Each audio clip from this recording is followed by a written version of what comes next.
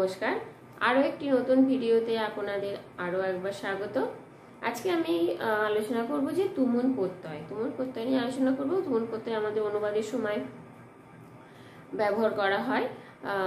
তো কিভাবে আমরা সেটা তুমুল প্রত্যয়টা ব্যবহার করবো, তুমুল প্রত্যয় কাকে বলে, আমরা কিভাবে বুঝবো, কিভাবে শব্দ গঠন করব, তো সেগুলো আলোচনা করা হবে। চলুন শুরু করা যাক। প্রথমে আমি এখানে লিখেছি যে তুমুল প্রত্যয়। তো তুমুল প্রত্যয় আমরা কিভাবে বুঝবো, মানে কিছু কিছু শব্দ দেখে, কিছু কিছু জিনিস দেখে আমরা বুঝবো যে এটা তুমুল প্রত্যয়। তো সেগুলো কি কি?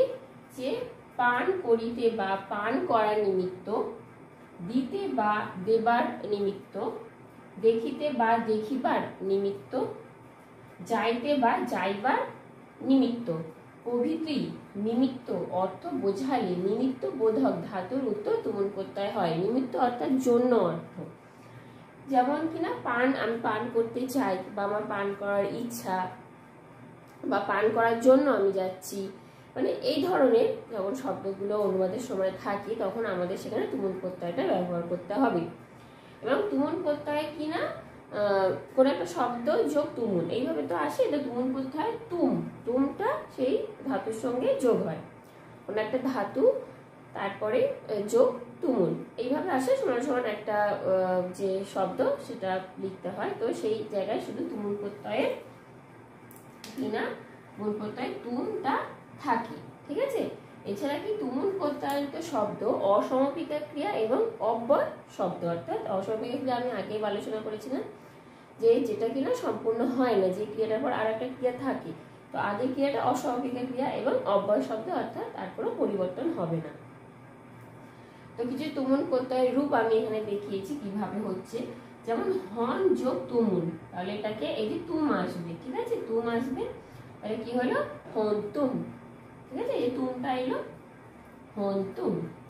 হন্তুম মানে কি না বধ করা, কাউকে মারা।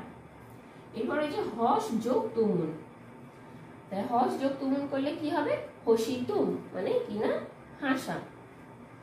এরপর হচ্ছে অস যোগ তুমুল মানে হচ্ছে ভবিতুম। এটা একটু মনে রাখতে হবে যে অস থেকে এটা ভবিতুম হবে, এবং এটার মানে থাকাও বোঝায় আবার হওয়াও বোঝায়।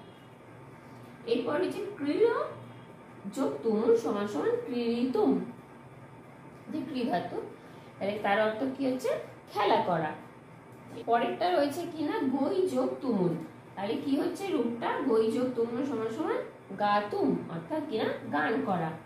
এরপর হচ্ছে নৃত যোগ তুমুল সমান সমান কি হচ্ছে নর্তিতুম, অর্থাৎ কিনা নাচা। এরপর হচ্ছে পদ যোগ তুমুল সমান সমান পতিতুম, মানে হচ্ছে পড়া। পড়া মানে হচ্ছে কিছু উপর থেকে পড়া, বই পড়া না। বই পড়া হলে সেটা পদ ধাতু হয়ে যাবে। এটা পদ ধাতু মানে হচ্ছে উপর থেকে কিছু পড়ে গেল বা হাত থেকে কিছু পড়ে গেল, সেই পড়া।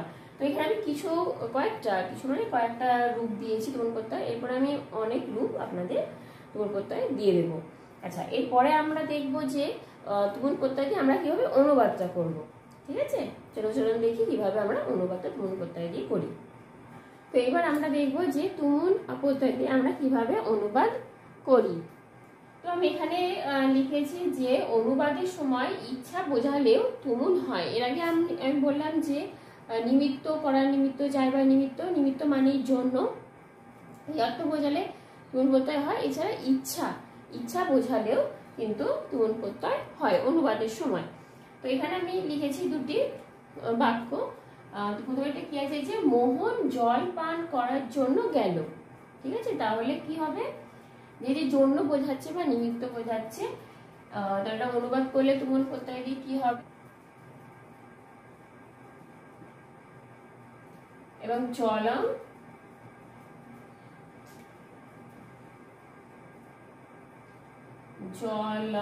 এবং এই যে পান করার জন্য, এটাকে একসাথে নিতে হবে, জল পান করার জন্য। তাহলে কি হবে পাতুম এবং গেল, অর্থাৎ কিনা গচ্ছতি, ঠিক আছে। এইভাবে আমরা তুমুল প্রত্যয়টা অনুবাদের সময় যোগ করব। এরপর রয়েছে বালিকাটি ভাত খাইতে ইচ্ছা করে, তো তার ভাত খাওয়ার ইচ্ছা। আর এটা কিভাবে করবো, বালিকায় থাকবে লগা শব্দের মতো বালিকা। এবার ভাতকে আমরা কি বলবো অন্ন,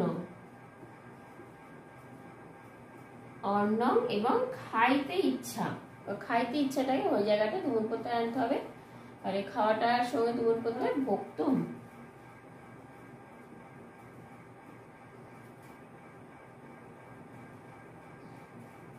ভোক্তুম। এবার কি না বালিকাটি, যেহেতু এটা প্রথম পুরুষে আছে, তাহলে কি হবে ইচ্ছতি।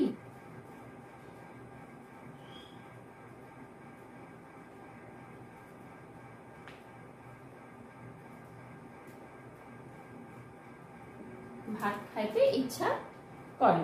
ঠিক আছে, এবার একটা জিনিস দেখা যাক যে নিমিত্ত অর্থ যদি না বোঝায় তাহলে কিন্তু তুমুল প্রত্যয় আমরা করতে পারবো না।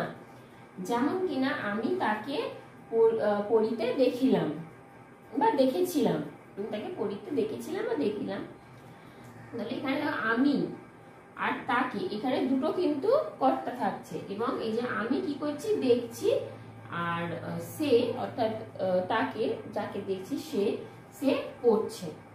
ঠিক আছে, এখানে কিন্তু আমার ইচ্ছাটা কিন্তু পড়া নয়, আমার ইচ্ছাটা দেখা। তাহলে আমি কি বলেছিলাম যে নিমিত্তবোধক অর্থটা যেটা ইচ্ছাটা হবে, তাহলে সেই পড়াটা কিন্তু আমার ইচ্ছা নয়। এবং যেহেতু এটা অসমাপিকা ক্রিয়া, অসমাপিকা ক্রিয়াতে তুমুল করতে হবে, এবং ইচ্ছা নিমিত্ত বোঝাচ্ছে না এখানে, আমার কিন্তু ইচ্ছা এটা নয়, আমি জাস্ট দেখলাম। তাহলে এখানে পড়ছে সে, মানে কিন্তু এখানে আমরা তুমুল প্রত্যয় করতে পারবো না। তুমুল প্রত্যয় করলে কি হবে, এখানে যদি পড়াটাকে আমরা তুমুল প্রত্যয় করি, তুমুল প্রত্যয় দিয়ে করি, তাহলে কিরকম রূপটা হবে যে অহং তং পঠিতুম, পঠিতুম কিনা অপশ্যম, দেখেছিলাম। ঠিক আছে, তাহলে এই যে পঠিতুম করলাম, এই পঠিতুমটা কিন্তু হবে না, এটা কাটা। এটা তাহলে কি করতে হবে যে অহং তং কিনা পঠন্তম, এটা সত্যি সানাচে করে নিয়ে চলে যেতে হবে। পঠন তং, পঠন তং অপশ্যম। ঠিক আছে, এইভাবে আমাদের দেখতে হবে যে নিমিত্ত বোধক যদি না হয়, নিমিত্তার্থ না বোঝায়, তাহলে কিন্তু আমরা তুমুল করতে পারবো না। আশা করি বুঝতে পেরেছেন যে তুমুল প্রত্যয় আমরা কিভাবে অনুবাদের সময় ব্যবহার করব। এরপরে তুমুল প্রত্যয়ের আরো কিছু নিয়ম নিয়ে আমি আবার ফিরে আসবো। আজকে এই পর্যন্ত, ধন্যবাদ।